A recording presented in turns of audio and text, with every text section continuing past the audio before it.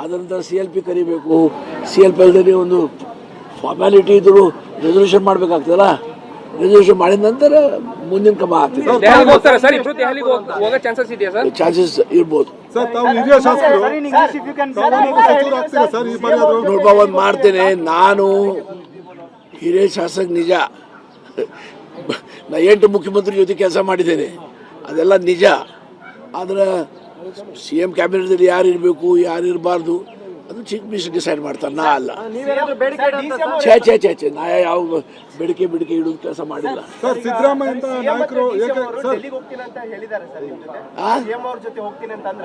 ಯಾರು ಇದೆಲ್ಲ ಡೆಲ್ಲಿಗೆ ಹೋಗ್ಬೋದು ಅಂದೆ ನಾನು.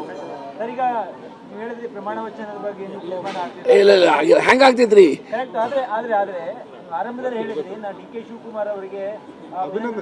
ಅಭಿನಂದನೆ ಅಂದ್ರೆ ಅರೆ ಈಗಾಗಲೇ ನಮ್ಮ ಹೈಕಮಾಂಡ್ ಡಿಸೈಡ್ ಮಾಡಿದ್ದಾರೆ ಅವ್ರು ಮುಖ್ಯಮಂತ್ರಿ ಆಗ್ಬೇಕಂತ.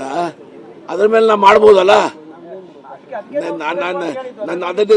ನನ್ನ ನೈತಿಕತೆ ಕಡಿಮೆ ಆಗಿಲ್ಲ.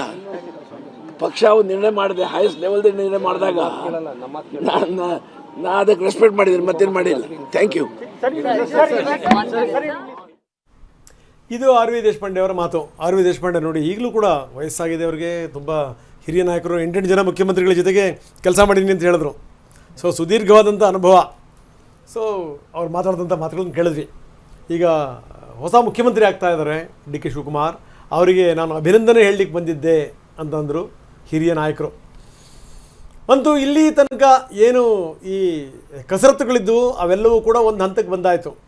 ಈ ಯಾವುದು ಸರಿಯಾಗಿ ನಿಭಾಯಿಸಲಿಕ್ಕೆ ಸಾಧ್ಯನೇ ಇಲ್ಲವೇನೋ ಅನ್ನುವಂಥ ಸಂದರ್ಭದಲ್ಲೂ ಕೂಡ ಕಾಂಗ್ರೆಸ್ ಅದನ್ನು ಸರಿಯಾಗಿ ನಿಭಾಯಿಸಿ ತೋರಿಸ್ತೋ ತಡವಾದರೂ ಕೂಡ ಸಾಕಷ್ಟು ಎಫರ್ಟ್ ಹಾಕಿ ಒಂದು ಮಟ್ಟಕ್ಕೆ ತಂತು.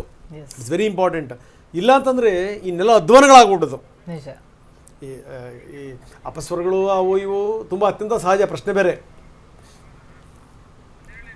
ಎಲ್ಲವೂ ಕೂಡ ಸಲೀಸು, ಎಲ್ಲವೂ ಕೂಡ ಸುಸೂತ್ರವಾಗಿ ಆಗೋಗ್ಬಿಡ್ತವೆ ಮುಂದಿನ ದಿನಗಳಲ್ಲಿ ಅಂತ ಹೇಳೋಕ್ಕೆ ಸಾಧ್ಯ ಇಲ್ಲ. ಆದರೆ ಇಲ್ಲಿ ತನಕ ತಂದಿದ್ದ ರೀತಿ ಇತ್ತಲ್ಲ ಅದು. ಜೊತೆಗೆ ಈ ಹಿರಿಯ ನಾಯಕರಾಗಿರುವಂಥ ಸಿದ್ದರಾಮಯ್ಯನವರಿಗೆ ಎಲ್ಲೂ ಕೂಡ ಮುಜುಗರ ಆಗದಂಗೆ, ಅವರಿಗೆಲ್ಲೂ ಕೂಡ ಮನಸ್ಸಿಗೆ ಬೇಜಾರಾಗದಂಗೆ, ಅವಮಾನ ಆಗದಂಗೆ ಅವ್ರನ್ನ ಕಳಿಸ್ಕೊಡ್ತಿರುವಂಥ ರೀತಿ.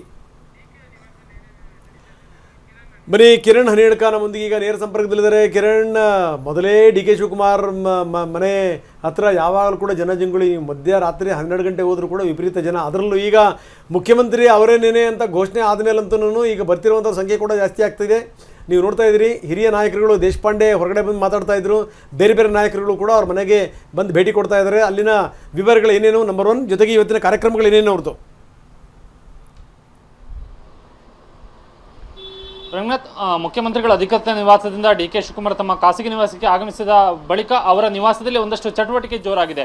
ಕಾಂಗ್ರೆಸ್ನ ಎಲ್ಲ ಶಾಸಕರುಗಳು ಕೂಡ ಈಗ DK ಶಿವಕುಮಾರ್ ಅವರ ಖಾಸಗಿ ನಿವಾಸದತ್ತ ಬರೋದಕ್ಕೆ ಆರಂಭವನ್ನು ಮಾಡಿದ್ದಾರೆ. ಹಿರಿಯ ಶಾಸಕರಿಂದ ದೇಶಪಾಂಡೆ ಸೇರಿದಂತೆ ಮೊದಲ ಬಾರಿ ಶಾಸಕರಾಗಿದ್ದ ಅಶೋಕ್ ಕುಮಾರ್ ಇರ್ಬೋದು, ಬಸವರಾಜ ಶಿವಗಂಗಾ ಇರ್ಬೋದು, ಅದೇ ರೀತಿ ಹಿರಿಯ ಶಾಸಕ ಗೋಪಾಲಕೃಷ್ಣ ಬೇಳೂರು ಇರ್ಬೋದು, ಈ ರೀತಿಯಾಗಿ ಪ್ರದೀಪ್ ಈಶ್ವರ್ ಇರ್ಬೋದು, ಈ ರೀತಿಯಂಥ ಹಿರಿಯ ಶಾಸಕರೆಲ್ಲರೂ ಕೂಡ DK ಶಿವಕುಮಾರ್ ಅವರನ್ನ ಭೇಟಿ ಮಾಡುವಂಥ ಒಂದು ಕೆಲಸವನ್ನು ಮಾಡೋದಕ್ಕೆ ಶುರು ಮಾಡಿದ್ದಾರೆ. ಏಕೆಂದರೆ ಇನ್ನು ಎಲ್ಲವೂ ಕೂಡ ಈಗಾಗಲೇ ಒಂದು ಹಂತಕ್ಕೆ ನಿರ್ಧಾರ ಆಗಿರುವಂಥ ಕಾರಣಕ್ಕಾಗಿ ಶುಭ ಹಾರೈಕೆಯ ನೆಪದಲ್ಲಿ ಈಗ DK ಶಿವಕುಮಾರ್ ಅವರನ್ನ ಭೇಟಿ ಮಾಡುತ್ತಿರುವಂಥ ಕೆಲಸವನ್ನು ಈಗ ಕಾಂಗ್ರೆಸ್ ಶಾಸಕರು ಮಾಡ್ತಾ ಇರುವಂಥದ್ದು. ಈ ಕೇವಲ ಕಾಂಗ್ರೆಸ್ ಶಾಸಕರು ಮಾತ್ರ ಅಲ್ಲ, ಕಾಂಗ್ರೆಸ್ನ ಕಾರ್ಯಕರ್ತರು ಮತ್ತು DK ಶಿವಕುಮಾರ್ ಅವರ ಬೆಂಬಲಿಗರು ಕೂಡ ಈಗ DK ಶಿವಕುಮಾರ್ ಅವರ ನಿವಾಸದ ಬಳಿ ಜಮಾಯಿಸೋದಕ್ಕೆ ಆರಂಭವನ್ನು ಮಾಡಿದ್ದಾರೆ. ಇಲ್ಲಿ ಪೊಲೀಸರು ಬ್ಯಾರಿಕೇಡ್ ಅನ್ನು ಹಾಕಿ ಜನರನ್ನ ತಡೆಯುವಂಥ ಅಥವಾ ಜನರಿಗೆ ಸೂಕ್ತವಂತ ವ್ಯವಸ್ಥೆಯನ್ನು ಮಾಡುವಂಥ ರೀತಿಗೆ ಜನರೀಗ DK ಶಿವಕುಮಾರ್ ಅವರ ನಿವಾಸಕ್ಕೆ ಬರೋದಕ್ಕೆ ಆರಂಭವನ್ನು ಮಾಡಿದ್ದಾರೆ. ಕೇವಲ ಶಾಸಕರು ಮಾತ್ರ ಬರ್ತಾ ಇಲ್ಲ, ಅವರ ಜೊತೆಗೆ ಶಾಸಕರ ಬೆಂಬಲಿಗರು ಕೂಡ DK ಶಿವಕುಮಾರ್ ಅವರನ್ನ ಅಭಿನಂದಿಸೋದಕ್ಕೆ ಬರ್ತಾ ಇರೋದಂಥ ಕಾರಣಕ್ಕಾಗಿ ಅವರ ನಿವಾಸದ ಬಳಿ ಜನಸಂಖ್ಯೆ ಪ್ರಮಾಣ ಹೆಚ್ಚೋದಕ್ಕೆ ಆರಂಭವಾಗಿದೆ. ಇನ್ನು DK ಶಿವಕುಮಾರ್ ಅವರ ಸದ್ಯದ ಕಾರ್ಯಕ್ರಮಗಳೇನೆಂದರೆ ಅವರು ಅಜ್ಜಯ್ಯನ ಪೀಠಕ್ಕೆ ಆಶೀರ್ವಾದವನ್ನು ಪಡೆಯುವಂಥ ನಿಟ್ಟಿನಲ್ಲಿ ತೆರಳುತ್ತಾರೆ ಅನ್ನುವಂಥ ಮಾಹಿತಿ ಇದೆ. ಅದು ಇನ್ನೂ ಕೂಡ ಖಚಿತಪಟ್ಟಿಲ್ಲ. ಎಷ್ಟೊತ್ತಿಗೆ ತೆರಳುತ್ತಾರೆ ಅನ್ನುವಂಥ ಒಂದು ಮಾಹಿತಿ ಕೂಡ ಇಲ್ಲ.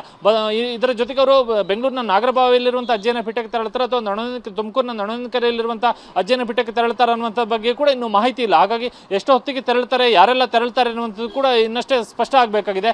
DK ಶಿವಕುಮಾರ್ ನಿವಾಸದಲ್ಲಿ ಒಂದಷ್ಟು ಶಾಸಕರಿದ್ದಾರೆ ಮತ್ತು ಕಾರ್ಯಕರ್ತರ ಅಭಿಮಾನಿಗಳೆಲ್ಲರೂ ಕೂಡ ಅವರ ಬೆಂಬಲಿಗರು ಕೂಡ ಈಗ ಇದ್ದಾರೆ. ಇನ್ನು ಅವರ ಸಹೋದರ ಮತ್ತು ಮಾಜಿ ಸಂಸದ ಡಿ ಕೆ ಸುರೇಶ್ ಕೂಡ ಡಿ ಕೆ ಶಿವಕುಮಾರ್ ಅವರ ಖಾಸಗಿ ನಿವಾಸದಲ್ಲೇ ಇದ್ದಾರೆ. ಬಂದಿರುವಂತಹ ಶಾಸಕರನ್ನೆಲ್ಲರೂ ಕೂಡ ಅವರು ಕೂಡ ಭೇಟಿ ಮಾಡುವಂತಹ ಕೆಲಸವನ್ನ ಮಾಡ್ತಾ ಇದ್ದಾರೆ. ಸದ್ಯಕ್ಕೆ ಈಗ ಡಿ ಕೆ ಶಿವಕುಮಾರ್ ತಮ್ಮ ನಿವಾಸಕ್ಕೆ ವಾಪಸ್ಸಾಗಿರುವಂತಹ ಕಾರಣಕ್ಕೆ ಅವರ ನಿವಾಸ ಮತ್ತಷ್ಟು ಚಟುವಟಿಕೆ ಕೇಂದ್ರವಾಗಿದೆ. ಇನ್ನು ಸಂಜೆ ವೇಳೆಗೆ ಈ ಚಟುವಟಿಕೆ ಮತ್ತು ಜನರ ಭೇಟಿ, ಶಾಸಕರುಗಳ ಭೇಟಿ ಇದರ ಪ್ರಮಾಣ ಇನ್ನಷ್ಟು ಕೂಡ ಹೆಚ್ಚಳವಾಗುವಂತಹ ಸಾಧ್ಯತೆಗಳಿವೆ.